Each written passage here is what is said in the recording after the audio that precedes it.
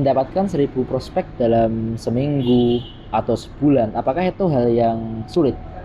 Bagi saya itu sangat mudah. Karena kalau kita coba hitung ya, 1.000 prospek dalam sebulan, maka kita tinggal hitung aja gitu. 1.000 dibagi 30. Maka kita sehari cuma ngumpulin 30 prospek doang. Gampang banget kan, gitu kan. Atau misalkan nih, kita hitung aja 1.000 prospek dalam seminggu gitu kan. 1.000 bagi 7. Maka dalam satu pekan gitu ya, satu hari kita cuma butuh ngumpulin 142 prospek aja. Sangat mudah. Nah, makanya saya membuat video ini karena saya juga udah pernah mengalami gitu, 1.000 prospek dalam sebulan, 1.000 prospek dalam seminggu, bahkan 1.000 prospek dalam sehari. Itu semuanya ada polanya gitu. Yang penting kita bisa tahu mana celah-celah yang bisa kita gunakan untuk dapetin prospek itu.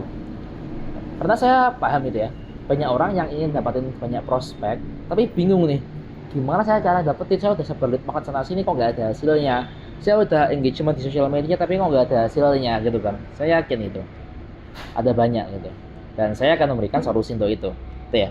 Saya dulu mengalami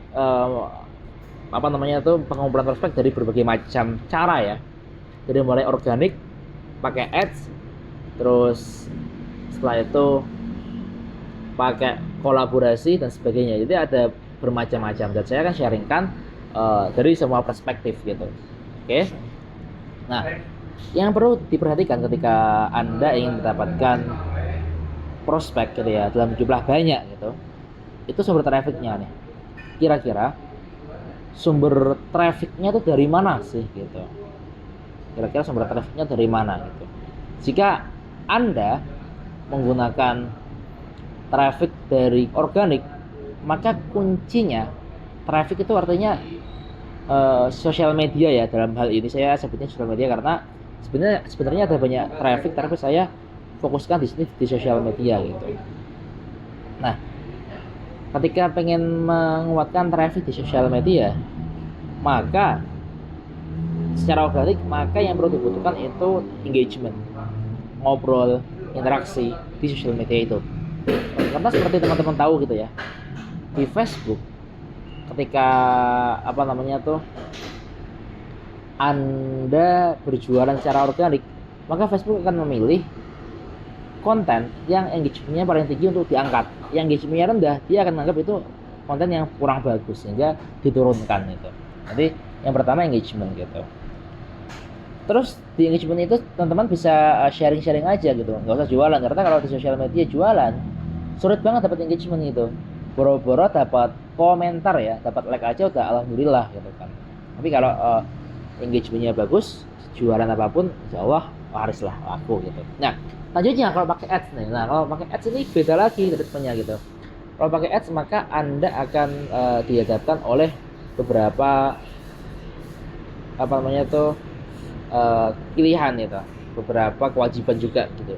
Yang pertama adalah membuat konten yang menarik gitu. Karena nanti ketika Anda iklan gitu ya, Anda akan membayar Facebook untuk share atau Facebook, Instagram, TikTok dan sebagainya gitu lah, untuk nge-share konten yang telah Anda buat. Contohnya kayak gini deh. Jadi konsep iklan itu kayak gini. Contoh saya ngomong sama Facebook ya, Facebook aku punya konten seperti ini nih, dan kontenku pengen dilihat oleh lebih banyak orang di Facebook. Dan Facebook itu kan dia punya banyak orang tuh. Terus Facebook bilang, oke siap, mana kontenmu? Bawa sini, nanti saya akan umumkan ke semua orang yang ada di Facebook gitu kan. Maka Anda kan akan bayar di situ, bayar bebas lah, mau 50.000 per hari, mau 500.000 per hari, bahkan 5 juta per hari, itu bebas gitu. Nah, ketika udah bayar, maka selanjutnya Anda akan melakukan campaign promosi gitu. Jadi biasanya di pekan pertama gitu ya, itu konten Anda gitu, campaign promosi Anda itu akan dites gitu. Setelahnya ngetes ya. Jadi ketika pekan pertama itu jangan panik kalau misalkan hasilnya nggak sesuai ekspektasi dan sebagainya. Karena ketika Anda masuk ke Facebook Ads, itu syarat yang utama adalah Anda punya budget ikhlas dulu. Kalau misalkan nanti tiba-tiba iklannya nggak berhasil, maka Anda sudah punya budget ikhlas yang digunakan untuk Anda ngetes gitu. Nah, ketika iklannya itu berhasil, maka tinggal ditambah aja budgetnya gitu kan. Budgetnya diperbesar. Nah, sehingga ketika budgetnya diperbesar, profitnya pun juga ikut nambah juga, ikut meningkat gitu ya. Nah, oke, selanjutnya yaitu pakai kolaborasi. Kolaborasi itu gimana gitu ya? Kolaborasi adalah teman-teman memegang beberapa key opinion leader gitu ya, orang yang punya massa, orang yang punya followers di sosial media gitu ya, untuk berkolaborasi traffic, mungkin bisa cross database dan sebagainya gitu.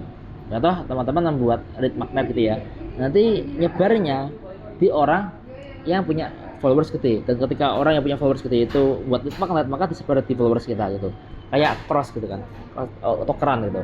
Nah, syaratnya ketika ingin tukeran kayak gini, Anda itu punya portofolio yang bagus gitu, karena mereka kan lihat portofolio kamu siapa gitu, kok aku mau bantu kamu gitu kan. Kalau kamu nggak punya portofolio yang bagus, maka akan kesulitan untuk melakukan ini. Maka itu yang menjadi kunci utama ketika pengen pakai key opinion leader. Tapi enaknya adalah ini gratis teman-teman, nggak perlu bayar gitu kan, nggak perlu bayar.